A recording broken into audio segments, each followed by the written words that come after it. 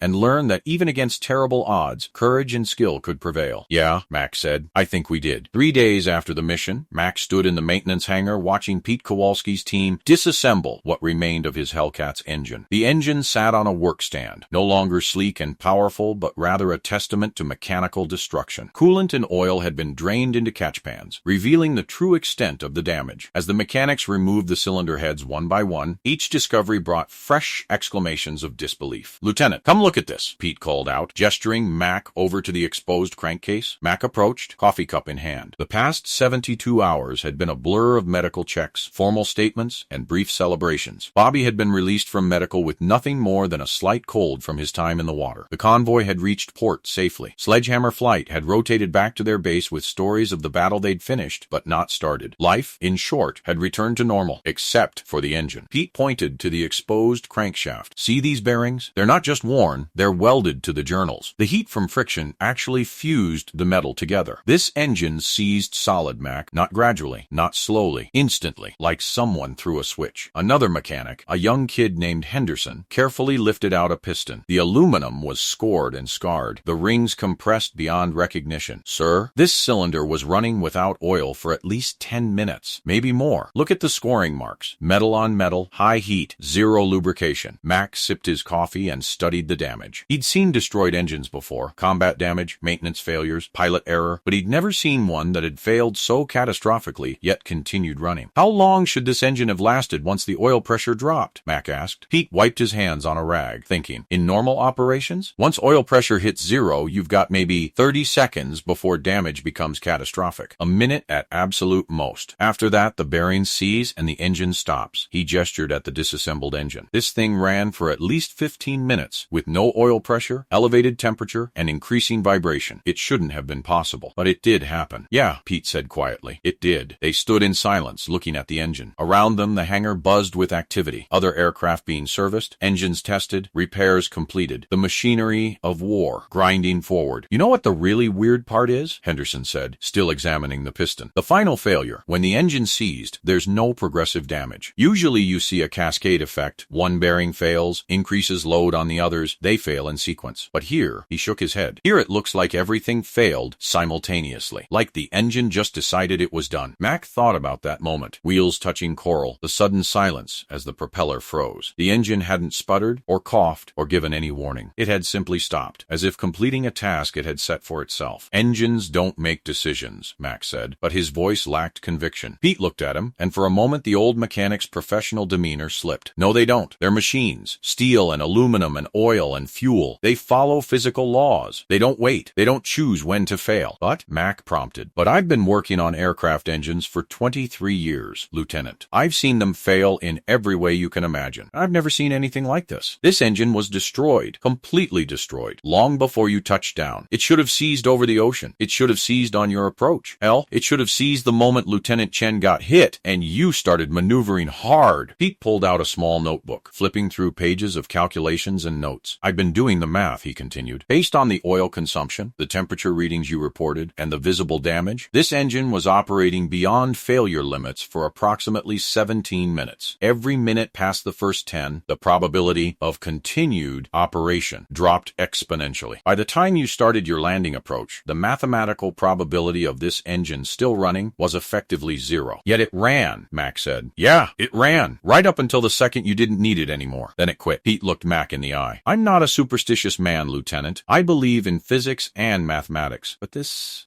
makes me wonder. Henderson carefully set down the damaged piston. My grandfather flew in the last war, he said quietly. He used to tell stories about aircraft that brought pilots home even after they should have crashed. He called them faithful machines. Saeed, sometimes the bond between pilot and aircraft went beyond mechanical, that the aircraft would fight to get you home. That's folklore, Max said. But again, his conviction was weak. Maybe, Henderson allowed, or maybe sometimes machines surprise us. Maybe they're more than just the sum of their parts. Mac thought about those 17 minutes, every one of them borrowed time. He remembered nursing the throttle, coaxing the dying engine to give him just a little more. He remembered the grinding vibration, the smell of burning oil, the temperature gauge buried in the red. And he remembered the absolute silence when the propeller stopped. The job complete. That evening, Mac returned to his tent to find Bobby waiting for him, sitting on an ammo crate and smoking a cigarette, something he rarely did. Heard you were at the hangar again, Bobby said. Yeah. Mac sat down beside him. Third time this week. Can't seem to stay away. What's Pete saying about the engine? He says it's impossible. That every law of physics says it should have failed 15 minutes before it did. Bobby took a drag on his cigarette, exhaled slowly. But it didn't fail. No, it waited. They sat in comfortable silence, watching the sun set over the Pacific. Other pilots were gathering for dinner at the mess, their voices carrying on the evening breeze. Somewhere a radio played big band music. Life continuing, normal and routine. You think it knew? Bobby asked suddenly. The engine, I mean. You think it somehow knew? Mac didn't answer immediately. He thought about all the close calls he'd survived, the missions that should have been his last, the enemy rounds that had missed by inches, the mechanical failures that had occurred at just the right moment to be survivable. I think, Max said carefully, that in war, we see things that don't fit into neat categories. We see improbable survivals and impossible victories. We see machines perform beyond their specifications and men perform beyond their limits. Maybe it's luck. Maybe it's divine intervention. Maybe it's just chaos and we're pattern-seeking creatures trying to find meaning. He paused, remembering that final moment, the wheel touching down, the engine seizing. But yeah, he admitted, sometimes I think my engine knew, that it held together through sheer mechanical will long enough to bring me home. And then, job done, it just let go. Bobby nodded slowly. The rescue pilot who pulled me out of the water, he told me his PB had a fuel leak, said they almost turned back, but then they picked up my emergency beacon broken and decided to risk it. Made it to me with 10 minutes of fuel to spare. He said his aircraft wanted to complete the mission. Faithful machines, Mac said, remembering Henderson's words. Yeah. The sun touched the horizon, painting the sky in brilliant oranges and purples. Mac thought about the report he'd written, the official version of events that would go into the historical record. It was all facts and figures. Altitudes, airspeeds, ammunition expenditure, confirmed kills. But it missed something essential. It missed the moment when mechanical laws bent just enough to allow